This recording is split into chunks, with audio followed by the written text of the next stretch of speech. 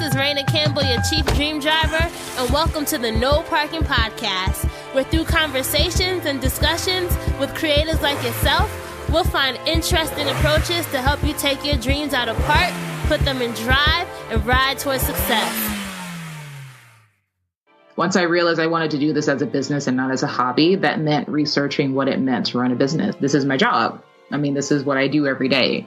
And if I'm not going to treat it like a job, if I'm not going to show up every day, then I need to stop doing this full time and go get a regular job. The proudest thing for me is having built a site that is the undisputed leader in its niche and having done it without any investment or any approval from the industry. Hey, Dream Drivers, welcome to episode 90 of the Dreams and Drive podcast.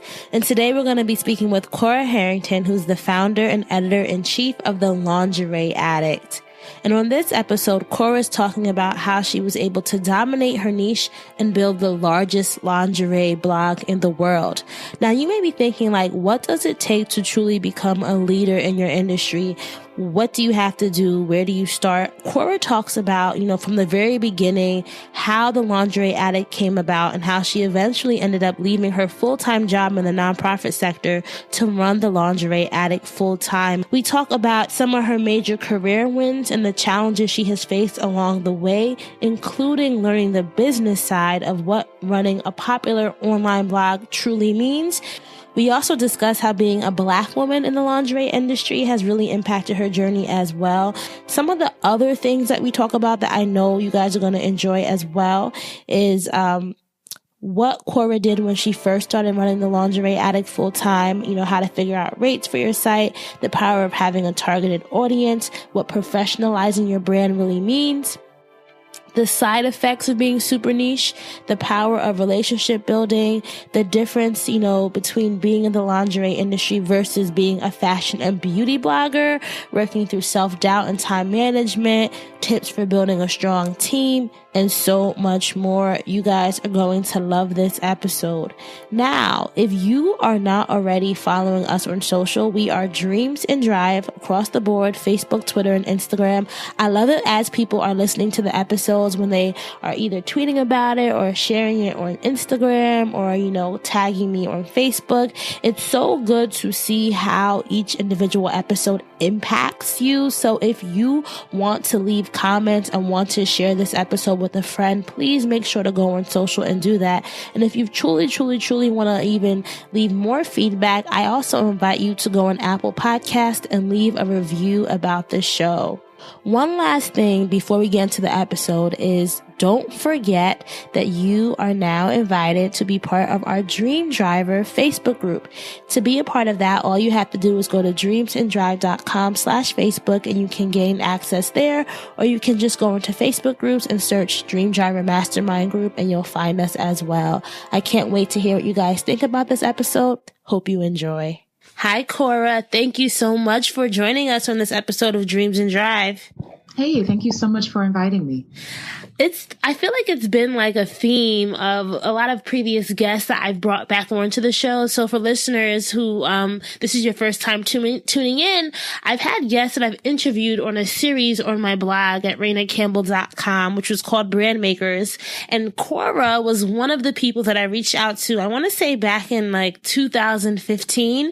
And you sent over responses and we published a blog that was really, really well received. And I was just so intrigued by your story. And I knew that you were somebody that I wanted to have on Dreams and Drive at some point in time.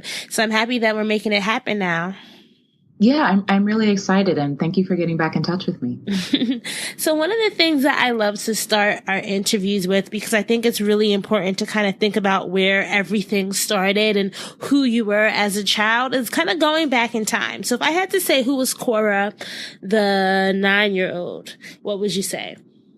I was a nerdy kid. I was kind of awkward. I was really into science fiction and comic books. I read a lot. But I wasn't really an outgoing, sociable kind of person. I was just really awkward and geeky and introverted even then. Where did you grow up?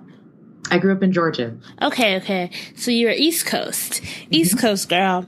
So how did that, like, did you have any dreams, or what was the dream when you were a young child? Well, I always thought I was going to be a doctor when I was a child. And obviously that didn't quite work out. I'm doing something completely different. But I mean, it wasn't as though I was a 9-year-old who had, like, you know, a career plan or a sense of what, like, my life was going to be. I remember that one of the things I really appreciate about my parents is that they gave me a lot of space and a lot of room to read and to kind of explore my mind and my thoughts and my feelings, and that it was fine for me to be a quiet kid. They never really pressured me to go out or to do things. You know, some parents, when it comes to their children, like, oh my gosh, you never go outside, and you're always doing that. And my parents were never like that. And that's something that I really appreciate about them. And that they nurtured that kind of interior environment. I wrote a lot of short stories as a kid. And they were always really encouraging. And I'm absolutely certain those short stories were no good. My parents, maybe they were. They read them anyway, and they were so encouraging. And that's the sort of thing where, as an adult, I mean, I don't really think about that, but I'm sure that had a lot to do with me feeling comfortable as a writer and confident writing and confident expressing myself via the written word. Was just having parents and a family life where reading and writing and engaging in that way were just things that happened all the time growing up. Were you an only child? I was. Okay. That's so interesting that you brought up that you used to write short stories, because I did as well. And I used to make like them into books, and then I would try to sell the books. So that kind of shows how I had like an interest in entrepreneurship from a young age. So you went to all women's college and you majored in sociology. What were those college years like for you? And like, did the dream of wanting to be a doctor play out in college for you? No, it didn't. Not at all. My major is in sociology and anthropology with a minor in Africana studies. And my specialization in sociology was race, class, and gender studies. At the time, so I went to college when I was 16. I graduated from high school when I was 16, and I went to college the same year. So I started pretty early. And even though I still had this idea that I was going to be a doctor, I think I kind of knew pretty early on that my life wasn't going to work out that way. I realized I think I was more invested in the idea of being a doctor for my parents and wanting to be a success for my parents, so, more so than me personally wanting to be a doctor. And med school is a sort of thing where you can't really, you know, trip and fall and half-ass it. And so, I mean, there were quite a few years where I wasn't sure what my life was going to be or what my career was going to be. My very first job in college and also out of college was in nonprofits. That was my first career, which had nothing to do with medicine or med school or anything like that. I knew I was interested in fashion. I was interested in fashion even as a teenager growing up, and I would read fashion magazines. I read Vogue. I read Lucky. I had aspirations of being a fashion photographer. I used to be a hobby photographer and do darkroom printing and Polaroid transfers and all this other stuff. But there was never kind of a clear path, I think, for me laid out in terms of how to make that sort of thing a career. I was never taught or told how to think of it beyond a hobby. Mm-hmm. And so there was just kind of always, I think, this undercurrent where, okay, it's nice that you like taking pictures. It's nice that you like fashion. It's nice that you like writing. And those are really great things. But what are you going to do for real?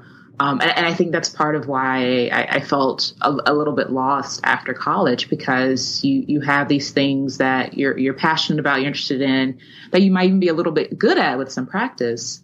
But unless there are people around you that know how to connect the dots, know how to mentor you, know how to guide you, in that career path, you wind up just kind of going it alone or giving up altogether. I love that you mentioned that because I kind of had some similarities with you. So like you, I was a sociology major, and in college I had this interest in fashion, photography, and coming out of college, well, during college, I was an intern at CBS Corporation. So I thought I was going to have like this big time media job and, do the media thing, and it didn't happen. And I ended up working at a nonprofit my first year. And although the work I was doing was something I enjoyed, it was in correctional education, which was something that I had done, volunteered in while I was in college. I just knew that it wasn't for me. It didn't spark what I wanted to feel when I was like working, right? So how did maybe you can talk us through your transition from working in nonprofit and how you kind of stumbled upon, the first iteration of the site was called The Stockings Addict, right? Right. Okay. So I started the blog as a hobby. I didn't start off as a career blogger, a professional blogger. I didn't even know that people made money from the blog. Started mine. But I started writing about lingerie because I was dating someone and I wanted to find something nice to wear. And I was searching online for reviews or guidance or how to shop guides or just something that would help me. And I wasn't seeing anything. I'm not the first lingerie blog. There were other lingerie blogs online before mine, but there wasn't anyone talking about lingerie in a way that felt relevant to me. And so I started just writing reviews of things that I bought myself, or writing about things I was interested in buying but couldn't afford. And a couple of years after starting the blog Stockings Addict, I realized I was interested in more than hosiery, and I expanded to being the Lingerie Addict. There were a couple of hiccups in between there with not very good blog names that I'm not going to mention, but the Lingerie Addict is the one that I settled on. And after about 4 years, I think, of blogging, and during this, I was still also working in nonprofits. I didn't give up my first career for a while. My blog started bringing in as much revenue as I was making from my day job, which was not a lot because nonprofits do not pay for your blog. But it was enough to get me thinking about the possibilities and to get me thinking about if I could maybe have a new career or a different career, or especially, and I think this is especially relevant when you're talking about the nonprofit industry, a career with a higher income ceiling, because wages in nonprofits do tend to be rather low. There tends to not be a lot of room for career advancement, for raises, for that sort of thing. And I was starting to think, this is about my mid-20s, starting to think about my future, what that might look like, and things like having children and getting married and retirement and travel and all this other stuff. And I realized that my current career trajectory might not have enough room for all that. And I was debating, should I stay with what I'm doing, which was a reliable career and I was fine doing it, or should I take a risk and try something else? And I decided in September of that year to try making a go of the Lingerie Addict full time. So let's rewind a little bit. Those first years, right? You didn't put your real first name when you were blogging, right? Why did you use a different name in those first years? Because lingerie has a lot of stigma attached to it, and because I had a career that I didn't want to lose. I was worried that I might lose my job if people knew I had a lingerie blog, or that I might have issues because I work directly with clients, that I might have issues with that client relationship if people knew that I had a lingerie blog. So what made you start using your full name, your real name? Well, when I started running my blog full time, that meant I was a professional now. Okay. And part of being a professional is, for one thing, giving people a name that at least sounds real, which People's Heart does not. But also, like, lingerie is such an intimate subject. It's such a personal subject that I think it was harder for people to trust me or to have faith in me using such an obvious pen name. And it wasn't, I think, that my readers disliked me or that they didn't think I was like a real person or a real woman or anything like that. But I do think there was an adjustment in the level of trust and faith they had in me when I started using my real name on the blog. And it was also easier to do things like respond to media inquiries, because a lot of journalists won't use a pen name if you write under a pen name, or they won't quote you if you write under a pen name. Mm-hmm. And it was also easier to work with advertisers because Treacle Tart did not have a bank account. She didn't have a social security number. So it was much easier to do the business of running my site, things like opening up a bank account and what have you. Running the blog from my real name. So in those early days, were you not taking photos of yourself as you do now for a lot of your... No, I wasn't. Okay. So it was mostly just reviews of the product. Mm-hmm. Okay. So the day that you decided that you were going to do the Lingerie Addict full time, what were some of the thoughts that were going through your head that day, if you remember? Well, I wasn't saying it was so much it wasn't a suddenly, one day I woke up and I'm doing this thing. That tends to not be how I make decisions. I tend to be very kind of methodical and slow, especially I think for big decisions like that one, which is what I consider that career change to be. But I mean, a lot of my thoughts were really very practical. I looked at my revenue numbers and compared them to what I was making for my day job. I did some revenue forecasting and projecting to see if I could expect to keep making money from my site. I wouldn't want to be in a situation where I quit my day job and then all the money from my blog dried up because I had rent to pay and things like that. I gave myself a deadline for making it work. I told myself, if at the end, I would check in at the end of 6 months, I would check in at the end of the year. And if it turns out that I was losing money or there really wasn't a way to make it full time, then I would just go back to my old career. And I also took on a part-time job, especially those first few months. I used to fold towels at a gym, just to kind of bring in a small but steady paycheck, to kind of even out any dips in revenue that I might have experienced when I was getting started. So one of the things that I think is important to your story is that you were making revenue with your site before you decided to go full time. And that's something that a lot of people who may have blogs and who may want to monetize their own platforms, it's something we all we struggle with, right? What were some of the ways that you started to build and brand the Lingerie Addict so that you were actually bringing in revenue and working with brands and working with sponsors, etc.? Well, I'm fortunate in that my niche is rather small, and that I am the biggest blog in my niche by a rather significant margin. So very often brands will come to me, which is not, I think, a situation most other bloggers are in. So in my case, as my traffic grew, as my visibility grew, as my social platforms grew, brands started running across me organically. And those brands who were interested in having a stronger digital presence or who were interested in talking to my readers came to me directly to ask about advertising opportunities. And I offer two specific advertising opportunities, and that's banner ads and sponsored posts.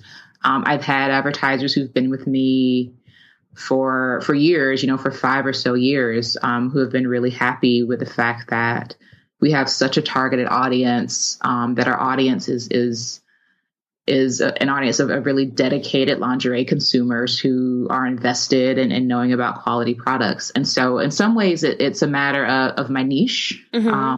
And in some ways it's a bit of a matter of luck. I was just kind of on the right edge of the curve to take advantage of brands looking for greater digital investment. But I've never partnered with an agency. I know a lot of bloggers work through agencies or have agents who kind of go out and handle their ad partnerships for them, or they're part of larger blogging networks and that's how they get their ad contracts. In my case, it's all been just one-on-one relationships. When the companies approached you to work with you, how did you figure out what to charge them? Did they kind of come to you with their budget and say, hey, can you work with this? Or did you already know what you wanted to charge them? I already have a budget in mind when I'm working with brands. And while that budget is always negotiable, mm-hmm. In terms of what my rates are, there is a floor to those numbers. And what I tell other bloggers or digital media professionals who are interested in getting into the space is that a good rule of thumb is to charge about $1 per 1,000 page views. for your ads. And that applies to your banner ads. So if you're getting 15,000 views per month, then, $15 is a good banner ad rate to start. And then when you're figuring out your rates for things like sponsored posts, you want to start by figuring out the cost of your labor to write that post. So if you know it's going to take you 3 hours to write a sponsored post, then you figure out what your hourly rate is for those 3 hours. And then you also add in the other costs or the other value of things the brand might be getting from you. So, for example, if you're offering a sponsored post and it takes you 3 hours to write and the cost of your time is $60 an hour, well, that's $180 to start. And if the brand wants a photo shoot, well, then you need to factor in the cost of hiring the photographer and hiring a location, hiring a makeup artist. And if they want you to post it to all your social platforms, you need to factor in the cost of posting to all your social platforms. And I would say you want to approach, you don't want to wait for a brand to tell you how much you're worth. Mm-hmm. You want the conversation, knowing the value of your platform and the value of your time, before you even begin talking with a brand. Because if you don't, that's a really good way to be taken advantage of. Because most of the brands, they think everybody's worth $0. Do it for free. I'll send you product for free. Just post about it. And you're going to be, you're going to burn out. You're going to feel taken advantage of, which is not a good feeling. And so, just sit down and at least have a rough sense of a number that you're not going to go below to take on a certain job. That's so important. Did you have a sense of a business acumen before starting the blog? Because a lot of bloggers, I feel like, they start, but they don't realize they really have to see their blog as a business if they want to make money. So how did you kind of teach yourself these skills or teach yourself what it took to actually run a blog and a business? Well, I took it seriously, first of all. Once I realized I wanted to do this as a business and not as a hobby, that meant researching what it meant to run a business. So for me, that meant getting things like business insurance. It meant filing my business paperwork with the state. It meant paying taxes. It meant getting a business bank account and separating my business and personal funds. It meant filing my trademarks. I approached it seriously. And I think for me, investing in my business in that way, treating it like a real business from the start, once I decided I was going to make a full-time go of it, also got me thinking about how the business was going to make money, because it couldn't be the case that I was sinking all these costs into the professionalization of my brand, the professionalization of my business, and then not hustling after the fact. And so for me, a lot of it was just research. I spent a lot of time on Google researching copyright law and trademark law and basics of marketing and basics of social media and basics of SEO and writing blog posts. And there's really not a shortcut around that. You either come to the field knowing that maybe based on a previous career job, or you're having to learn on the fly. And in my case, I did a lot of my learning on the fly. And that's okay. You just have to be willing, I think, to do that kind of work. Do you remember any specific site that was really helpful to you? I know Copyblogger was really great. Which one? Copyblogger. Okay, Copyblogger. Mm-hmm. I know a lot of people for just business help always recommend, previous guests have recommended score.org for finding a business mentor. But Copyblogger, I love them too, because in the beginning days when I was building RainaCampbell.com, I realized that, if you want it, getting people to actually visit your site is hard. It's not so easy to just have a blog. People don't just come to your blog, right? They just don't say, hey, I want to go to a blog that I've never heard about. So I really spent a lot of time on Copyblogger figuring out, all right, so how do you get people to your blog? But for you, because your brand is so niche, did you have trouble getting or building your audience? Or was it something that was more organic for you? I think my audience was very organic. As you said, I'm niched pretty far down. I only talk about lingerie. So if somebody is looking for lingerie information, there's a really good chance they're going to run across my site in their search. And that's deliberate. There are over 2,000 articles published on the Lingerie Addict. We have very deep archives. We cover a very wide range of topics. And for me, that's all about capturing that long tail SEO. It's all about capturing people that are looking for specific advice on a topic. So I think there's always more that I can do in terms of finding traffic and building my audience. And a lot of what I'm doing for the next year is that kind of internal work to strengthen TLA's backlinks, to strengthen our marketing, to strengthen kind of our audience growth and outreach. But for my site in particular, the strength of TLA lies in our archives. That is true, because I think the way that I found out about your blog was I had been sent a set from Third Love, and they wanted me to write about it. And I was so nervous. I think I sent this to you like after we did this or before we did the series that you were part of. I was so nervous. I'm like, oh my God, is there anyone else doing this type of stuff? How do you write about lingerie? And I came across your site and I read a review you had done on Third Love, and I just kind of got lost in everything.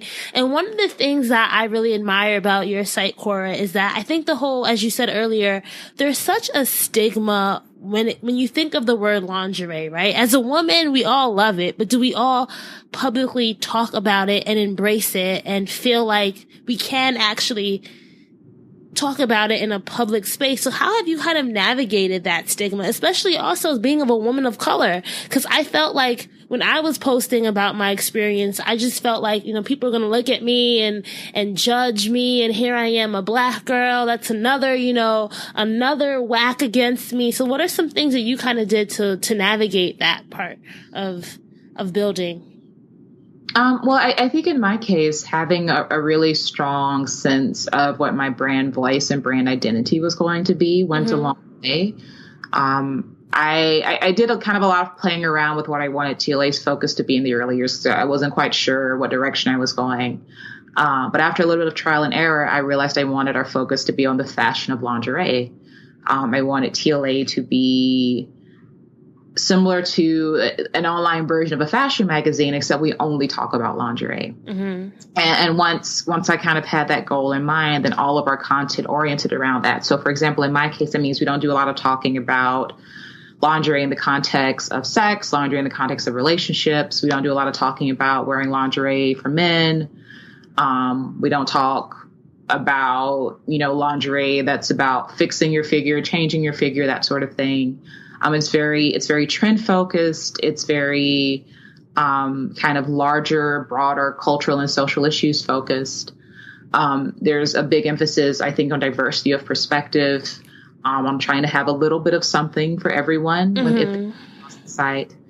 And for me, just having that really clear sense of purpose and vision and what we're here to do has made a really big difference. Because I think it's easy to feel confused or uncertain if you don't know why you're doing what you're doing, and if you're not sure what's unique about you or what you're bringing to the space. And I think in the Lingerie Addict's case, we've known for a while, like why we're here, what we're doing, what differentiates us from other fashion bloggers or even from other lingerie bloggers.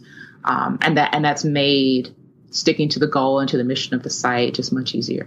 Staying true to your vision and really taking time to define that vision is something that I think we all can take away from that. But what were some of the challenges that you faced after you decided that you were going to take a TLA full time? I think the biggest challenge for any small business is cash flow, and managing just the inherent ups and downs that come with creating your own revenue streams, because you're going to have some months that are really great and some months that are really terrible. And you have to learn early on how to manage those ups and downs in your cash. So you're not running out of money. So you're not going into debt. So you're not overdrafting your bank account. So all your bills are getting paid. And that's hard because sometimes there'll be expenses that come up related to the business that have to get handled. For example, if there is some kind of legal emergency where you got to get your attorney on the phone to talk to somebody else's attorney, that can't wait until 3 months from now. That needs to happen right away.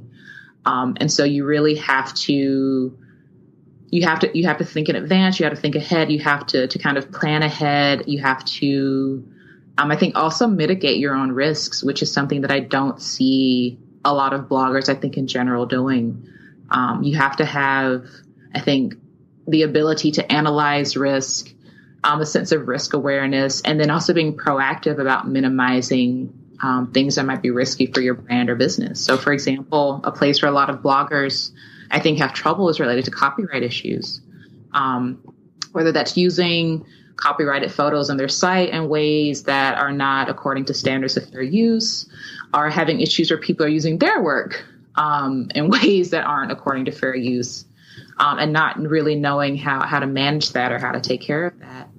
And it's so easy to just waste a lot of time and resources, which honestly leads to wasted money if you're self-employed, if you haven't done your homework in advance, and if you haven't kind of anticipated what potential outcomes of various actions might be. So in the case of copyright, what's a way that you can kind of predict in advance issues that might arise around this? Well, so first of all, I'm not an attorney, so this is not legal advice.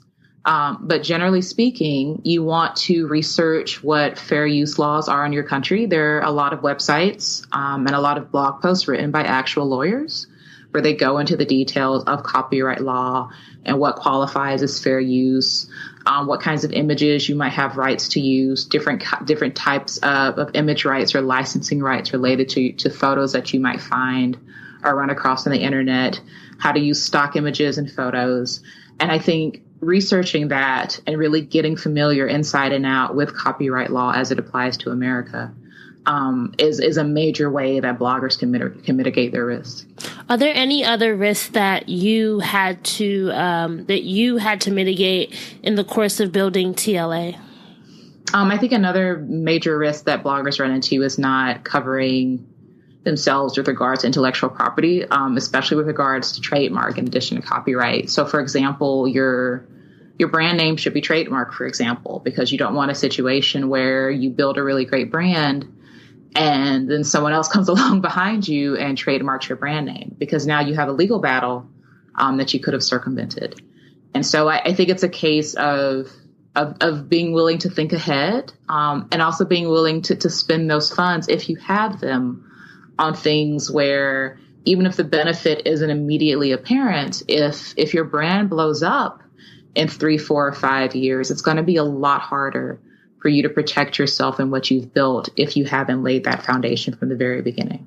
That's so true. And also on the flip side is you want to make sure that you're not building a brand with someone else's name that's already trademarked. Exactly. And that's something that a lot of people, like I know some cases where people will, they'll find the name on Instagram and it's free, and then they'll find a variation of it and for a website, and then only to find out someone's coming after them in a few months saying, hey, no, we have this name trademark, you can't use it, and they have to start all over again. But really doing your due diligence in the beginning is something that's so important. And even for me personally with building Dreams and Drive is I kept putting it off, right? I said, okay, I'll just wait. I don't have to do that now. No one's taken my name. They can't even get it if they wanted to. And I remember one day I was just browsing the hashtag on Instagram, and I saw there was another account with the same, it was the same name. They just use underscores. And I got so mad at myself because the account was only about 2 to 3 weeks old, and I politely emailed the person, and his, I don't know who it was. The response was so crazy to me. They were like, well, I like this name. And I said, but it's my name, right? So I had to think to myself, but Raina, you really didn't legally go in and trademark anything. So now it's up to you to get that stuff in place. But that was a real eye opener to me is people are out there watching you, and people are out there seeing if you're going to do it before them. So if you really believe in your brand and you believe in the mission and the vision, you need to do as Cora said. I 100% agree with you on that. Yeah, you don't want to wait, because by the time your brand has grown to the point where you have to be worried, it's really already too late. You're going to have people that are already trying to infringe your trademark. And if you don't have those trenches kind of dug already, those places where you can defend your brand and say, no, I filed this years ago. I'm not new to this. I've been here a while. You don't have a case.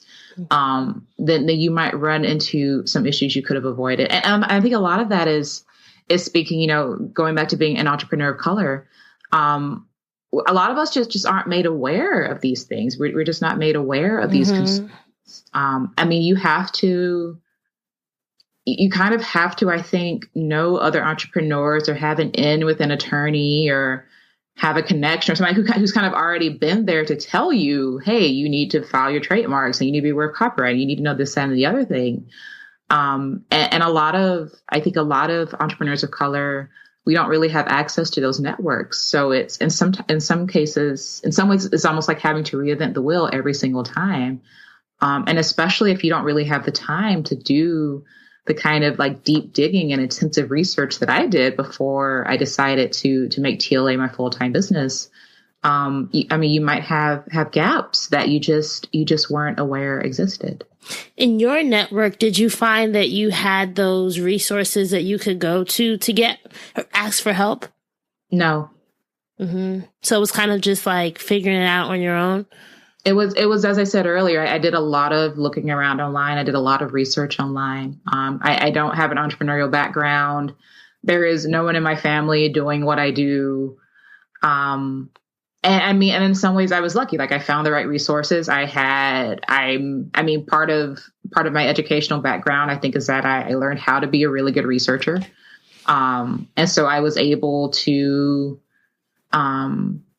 find good resources and kind of put together a plan for myself. I lucked into finding a good attorney early on, who knew about trademark and IP law. And, I previously worked for the U.S. Patent and Trademark Office. But it wasn't the case where I had a mentor or someone came along and kind of packaged everything up for me and told me what I needed to do. It would have been nice. But if you don't have that, that means you have to invest the sweat equity yourself. What about now? Now that you've, are solid in the business, do you find that you now have been able to find a mentor or now that you even need one? I would like to have a mentor, but no, I don't have one. I think the kind of mentor-mentee relationship is something that you can't force. Mm-hmm. I know that I get people that email me like, I want you to be my mentor. And I'm like, that's really not how you find a mentor. Like, I don't know you. But if I run across someone and it seems to click and it seems like we will be a good fit to have a mentor-mentee relationship, I would 100% love to have that, because there are certain things that it's just easier to have someone kind of break the ground for you. But no, one of the side effects of in some ways kind of being the only person or the biggest person in my niche is that a lot of what I'm doing is new.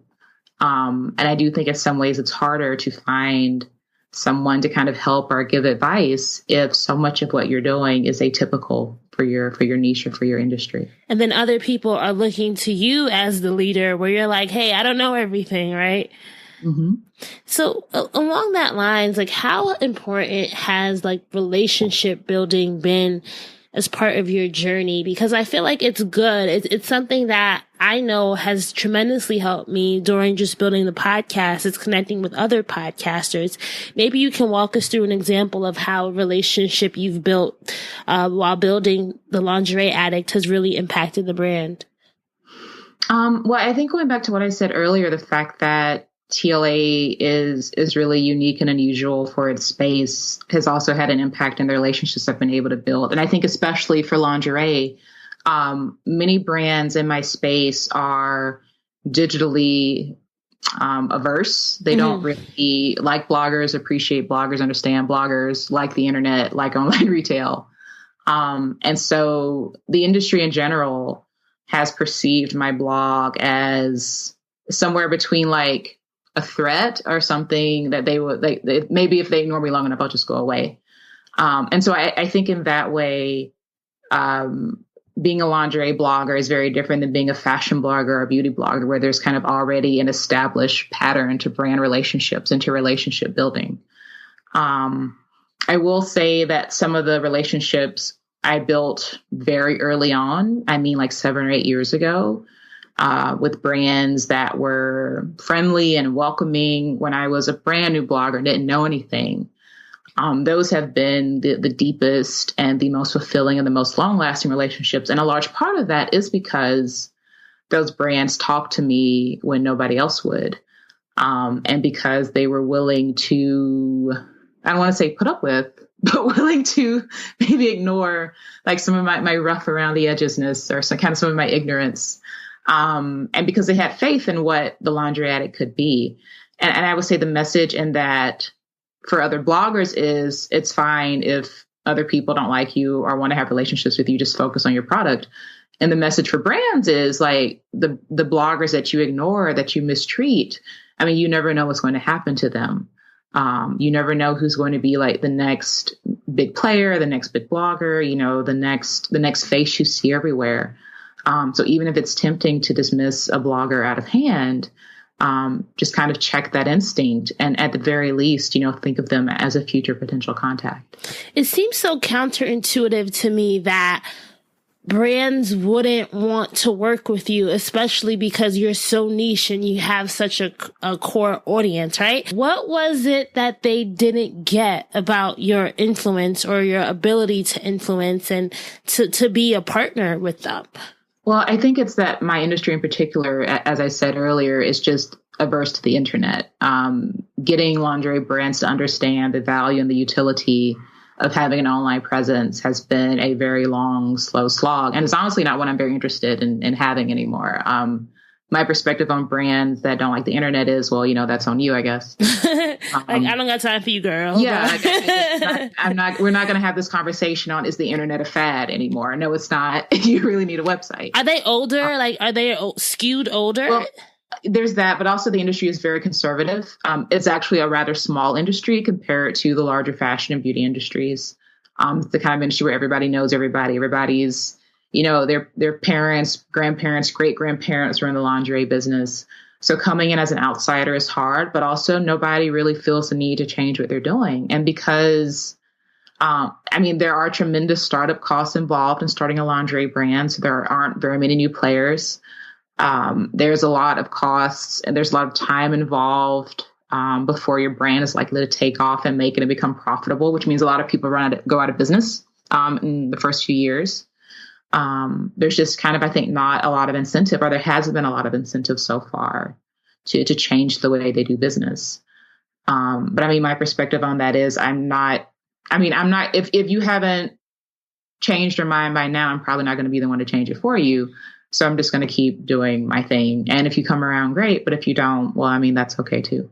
So during this journey, Cora, I know, we can talk about successes a lot, but I even know for me, building Dreams and Drive, sometimes there's days where I'm like, oh my God, I hate podcasting.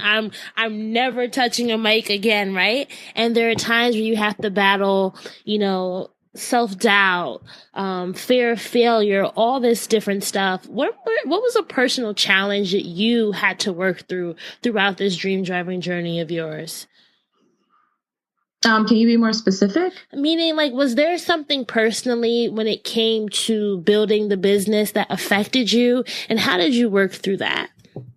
I think when I decided to think of TLA as a full-time business, part of what that meant to me is working on it every day, and working on it through self-doubts or challenges in the same way that when I had a 9-to-5 job, if I didn't feel like going to work, I went to work anyway. I had bills to pay. There's always a sense of, am I going to make it? And is there going to be enough revenue? Are things gonna work through, come through for me? Is this ad deal going to come through or what have you? But my approach to that has been, this is my job. This is what I do every day. And if I'm not going to treat it like a job, if I'm not going to show up every day, then I need to stop doing this full time and go get a regular job, because my bills still have to get paid. So, I would say the hardest things are probably staying, not staying focused, but managing my time is more of a challenge to me than anything else, because as the site grows, I'm still the only person working on it full time. And knowing where to put my time and energy, and kind of the best place to kind of personally work on something as opposed to outsourcing it to someone else has been the biggest challenge for me the last few years. How have you, what have been some time management strategies that you use that have helped you? The biggest one has just been outsourcing things. So I hired on an assistant editor, which has been great. I hired on a bookkeeper, which has been great. I've hired on other columnists, which have been great. And that's been, I mean, the thing about time is there's only so many hours in a day, and there are certain things that have to get done at your job, but not all of those tasks are going to deliver equally. So I try to spend most of my focus on the tasks that are going to increase TLA's influence, or bring the site revenue, or connect with like larger, longer term, big picture goals, which might mean not focusing so much on the day-to-day minutia of running TLA. And for that, I mean, the only solution, if you want to grow, is to outsource. And you also, when you're outsourcing, you want to make sure that the people that you're bringing on are the right fit. So what were some tips that you have for others who are looking to build their team? Like, how did you vet people when you were finding them? So my assistant editor, I used to also be a lingerie blogger. She actually worked for what was previously the largest lingerie blog before mine. And I brought her over as a writer first. And then I realized her skills and her knowledge in the industry and her connections in the industry were better used in more of an editorial position as opposed to a columnist position. As far as my writers, I put out a call for writers on the blog. I said, hey, I'm looking for people to contribute to the site. And I made a list of requirements and asked people to send me a sample and a little bit about themselves, a resume or what have you. And then I chose the people whose voice matched up the best with what we're doing on the Lingerie Addict, because with things like voice, tone, what have you, like you either get it or you don't. Like and you can tell when somebody really understands writing. Like, and this isn't like talking about like grammar, spelling, like all of that stuff can be tweaked. But you can tell when somebody like has exciting ideas and is able to convey that in writing. And I'm also looking for people who understand what TLA is about. So if somebody sends me a pitch that's about wearing sexy lingerie for their boyfriend, well, I mean, you really don't get the brand. You really don't get what we're doing. And so that's how I found people. And I feel like, again, some of it's also been luck. The very first call of writers that I did, I still have one of those people writing for the site. The second call of writers I did, I still have one of those people writing for the site. So it's just been a matter of finding people that want to be there. And then after you've worked together for a while, if it's a good fit or not. And if it's going to work out with them or not. How do you feel about being the face of your brand? I was really averse to it at first. I did not want my blog to be built on my face or my appearance or my body, because I did not feel that was a sustainable brand. I have become more comfortable with being the face of the brand in recent years. And a lot of that is because my readers have made it clear that they want to see more. But it's not really my preference to be like front and center in the spotlight. That's not really my personality. But a lot of my readers have told me how encouraging it is to especially see, a Black woman, running the Lingerie Addict. People have told me that it's really encouraging to see someone, who's not like 20, 21, 22 running a fashion blog. To see someone, who's not like based out of New York or what have you, but it's just kind of like chilling out here, like in California, like running a successful site. And if my readers have told me that they want to see more of me, and I'm still working on that, putting more of myself out there. It for me, that part is very hard. I love your photos. Your photos are so dope, and I just love how you do them. And I know you can tell, like, you're very focused on the fashion, and I think that's something that you can go to any other like page and see like women in lingerie, but when you go to your Instagram feed, you really get a strong sense of like the beauty behind the clothes, which is something that I love as somebody who loves fashion.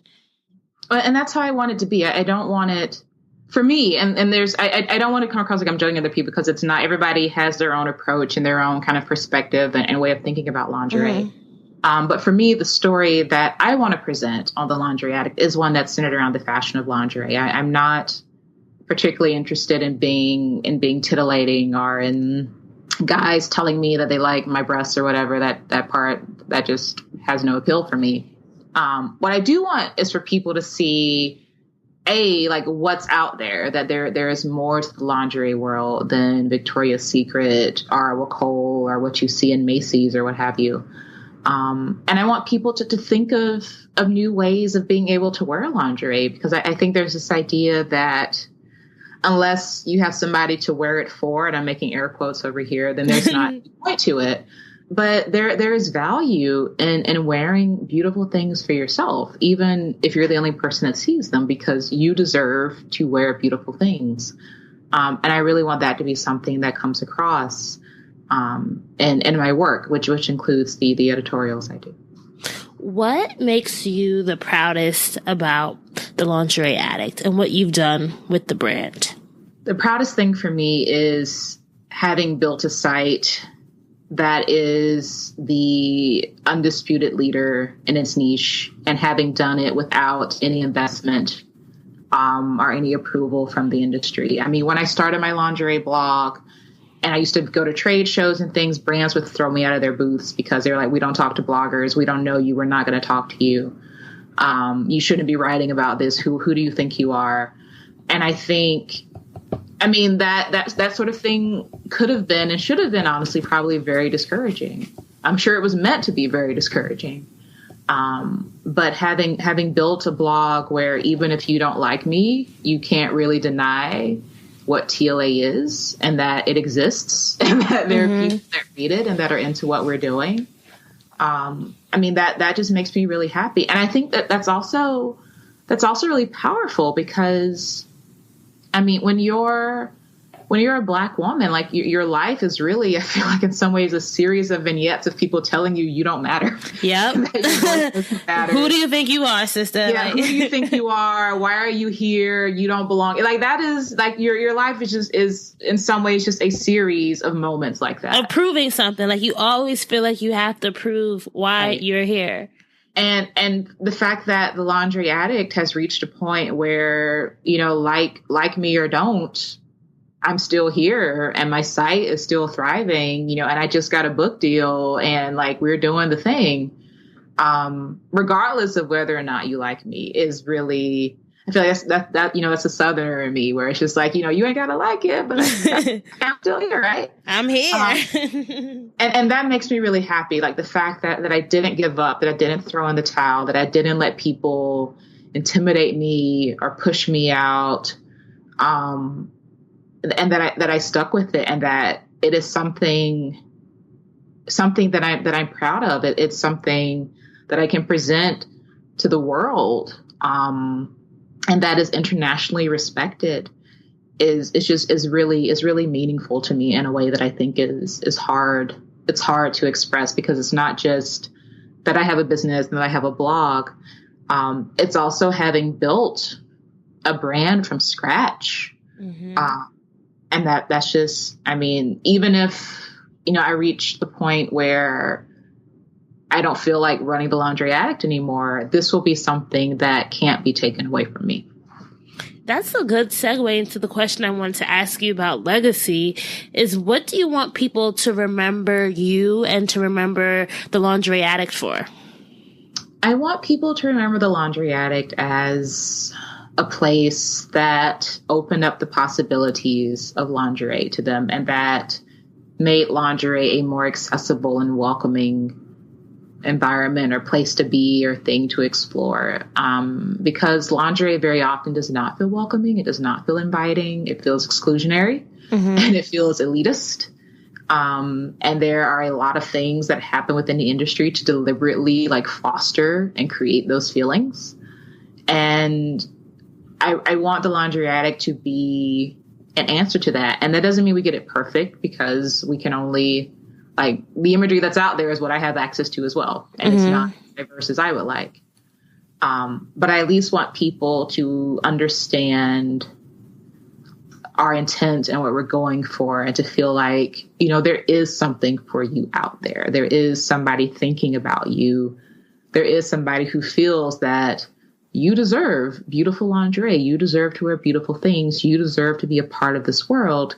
even if they're telling you that you don't. And if I stopped running the Lingerie Addict tomorrow, I want that to be the legacy that you deserve beautiful lingerie. Like you shouldn't be made to feel like this isn't for you. Who do you think, and maybe, I'm not an insider at all, but like, who is lingerie then like marketed to? Like, how you said when you went to the trade shows and they said like, who do you think you are? You don't belong here. Who did they want to talk to then? Like, what were the... Like... So those are two separate things. Like, the trade show thing is an industry thing. So in that case, they're wanting to talk to people who are already established in the industry and have connections that they know and kind of have a legacy that they're familiar with, which would not be people like me. Okay. Like, I'm still considered an outsider. Okay. The other part of that on the consumer side would be the target lingerie consumer, or the person who a lot of lingerie brands seem to be going after, is somebody who's young, thin, white, and able-bodied, honestly, the same as the regular fashion industry. Okay. And I mean, you can see this. You remember the huge splash Nubian Skin made a couple of years ago. With their nude lingerie for women of color. Exactly. And for years, you had people in the industry saying, well, those aren't our target customers. We don't want those people. They don't buy lingerie. They don't buy bras. And the Nubian Skin came out and was like, actually, that's a lie. And now you have all these brands like scrambling to make bras for women of color. Like we didn't just like come here. Like, we're not new. But I feel like that story, like Nubian Skin is a brand I think of a lot because their trajectory and their success and the industry's response to them, I think it says so much and shows so much about what the laundry industry is like. Mm-hmm. And it's a very conservative, very homogenous, very frosty space. And I love what I'm doing, and I feel very blessed to be able to do what I'm doing full time. But I'm also acutely aware that for a lot of folks, a lot of people think the Lingerie Addict would be a better blog if I wasn't the person running it, looking the way I do specifically. Well, I'm happy that you are the one running it, right? And you are an inspiration to a lot of us, brown girls included, who have these very niche interests but are scared to be forerunners in them, you know what I mean? And so just hearing your story is just so inspiring, and I know other people listening in are inspired as well. So thank you, Cora. And congratulations on your book deal. Thank you. I'm really excited. I just turned in my manuscript last week, so it's the first stage in a long process, but I'm really happy to be doing it and very excited about having a book to show everyone next year. What is what's the premise of the book? It's a book about lingerie. Okay. And it's going to be all about shopping for lingerie and making lingerie a part of your life. Okay. Well, we're definitely sending you lots of light and good, not luck. I don't want to say good luck, just blessings, knowing that's going to be very, very prosperous for you. And I just want to say thank you again. So let's go into our lightning round. Okay. So this part of the interview, I'm going to give you a prompt, and I want you to tell me the first word that comes to mind. And remember, we're sticking with our whole dreams and drive metaphor. So think of things that will be, motivational to the dream driver. Okay. When you hear the prompt. All right. Okay. Park. Okay. It's okay to take a break and rest sometimes if you need it. Reverse. Sometimes the best way to move forward is to move backwards. You might find that you have to go back and redo some of your old work. That's not necessarily a bad thing, because you learn more the longer you're in business. And that's fine. Right now I'm in the process of going back into my archives and reworking a lot of old stuff. I feel like I'm going in reverse a little bit myself, but sometimes that's what you have to do to move forward. Neutral. Sometimes the best thing to do is nothing at all. Like if you see a lot of mess and drama and foolishness happening around you, you don't have to take sides. You don't have to comment. Sometimes you just want to just chill and see how things shake out. Drive. Always be moving forward if you can. It doesn't matter that you're moving fast. It doesn't matter that you're the most popular or the biggest or the person getting the most press or showing up in the most news articles or what have you. There is something to be said for slow and steady progress. You see people, they're speeding down the street. Those are people that get into accidents. They run out of gas. They make bad decisions. I mean, if you're okay with not being an overnight success and just kind of chilling and taking your time, there's a lot of good things to be had. And now let's go, if you want to be a dream driver, you have to have your keys to success. So Cora, tell me 3 things that you think every dream driver needs in their toolkit before they hit the road. Are these kind of abstract things or specific? It could be specific things or abstract things, whatever you think is necessary. Okay. Well, I guess I'll go with more abstract things. You need people who, they don't have to understand what you do or even really believe in what you do, but they can't tear you down while you're doing it, because there are going to be times when you feel really unsure about the direction you're going and really unsure about if you made the right decision. And you need people who, at the very least, are going to be like your neutral person and say, well, let's just wait it out and see what happens, and not people that are going to they're going to actively tear you down. Mm-hmm. The second thing is, you should feel confident and proud of yourself. And I feel like this is especially true if you're a woman of color. I mean, there are always people telling you should be humble and self-effacing and putting yourself down and belittling your accomplishments. And, that if you talk yourself up, it's too much ego, you're getting big head or whatever. No. You should be, if you have a major win or a little win or a kind of sort of win, celebrate it, because nobody else will. Not everybody's going to understand what you're doing and know that it's a big deal. Not everybody is going to be happy for you if you succeed. Some folks are going to be real mad. So you have to be willing and able and enthusiastic about your own successes, whatever that means for you. I have a Disneyland pass. I will treat myself to a day at Disney when I have a win. So just whatever it is for you, you have to take care of yourself. And then related to that, you have to practice good self-care. We live in a culture that glorifies burnout and that confuses the hustle with what I think are bad working practices.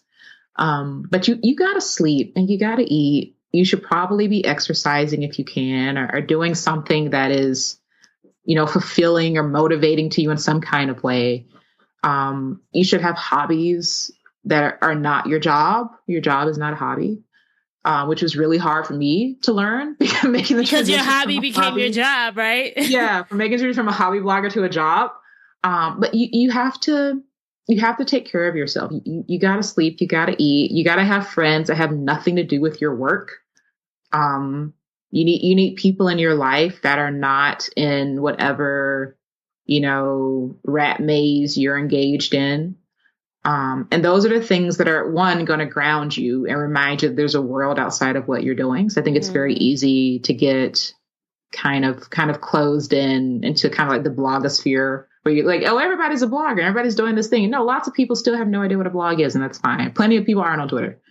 And you should probably talk to some of those people, because it reminds you that maybe, that there's a life outside of all this. And that's a good thing, I think.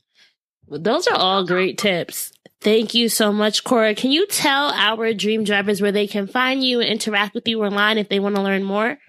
Yeah, you can find me at my website, The Lingerie Addict, which is thelingerieaddict.com. I'm also on Twitter at lingerie_addict, on Instagram at The Lingerie Addict. And where else am I? I'm on Pinterest. I'm on Tumblr and Pinterest. Like, if you look for The Lingerie Addict, it's probably going to be me. Yes. And you can also send me an email at Cora@thelingerieaddict.com. Thank you so much. This was so fun, Cora, and I can't wait for our dream drivers to start engaging with you. I'm telling you, you're going to have people who are going to email you and all that stuff, because I know I have all these notes here. So I am going to implement now, especially what you said about really getting detailed with the monetization stuff. That's something that I'm personally working on. So I have lots of to-dos. Well, I hope it's useful to your listeners. And thank you again for inviting me. All right, so that's a wrap for episode 90 with Cora. I hope that you enjoyed hearing her dream driving story as well as her keys to success. There were so many things about this episode that inspired me, so I hope that you guys are inspired and motivated and want to learn more about Cora. Now remember, you can get the show notes by going to dreamsanddrive.com and clicking on episode 90. I have links to everything there, including links to Cora's site as well as the brand makers interview that I did on my own personal blog back in 2015. And I also have a link to the lingerie blog that I did back in 2015 as well, if you guys want to learn about me some more and want to see the work that I did on self-care, self-love. And if you can be a professional and model lingerie, that was the name of the blog that I wrote. I invite you guys to go check it out. And if this episode truly resonated with you and you want to share it with a friend, I invite you to do so. I love it when dream drivers tell me that they've shared this episode with a friend, when they tweet about it, when they post an Instagram post about it, whatever. Please share it. Like, that's the way that a whole community grows, is by you all getting excited about it as well. I'm one person, but I know when you guys recommend it to your friends, that's a way to open it up to an entire new audience. So I appreciate it if you do it. And if you do it, thank you so, so much. I'm really trying to diversify the voices that we're bringing on the show. So, I'm excited to hear your feedback. I'm excited to hear what you guys think about the episode 91 guest. If you did not get to listen to episode 89 with Alice Kavalakis about how to find the right career for you, I invite you to go back and listen to that one as well. We're 10 episodes away from 100. Can you believe it? I'm still trying to figure out what it is that I want to do for the 100th episode. So please, please, please bear with me while I figure that out. All right. Keep dreaming, keep driving, and we'll chat again in episode 91.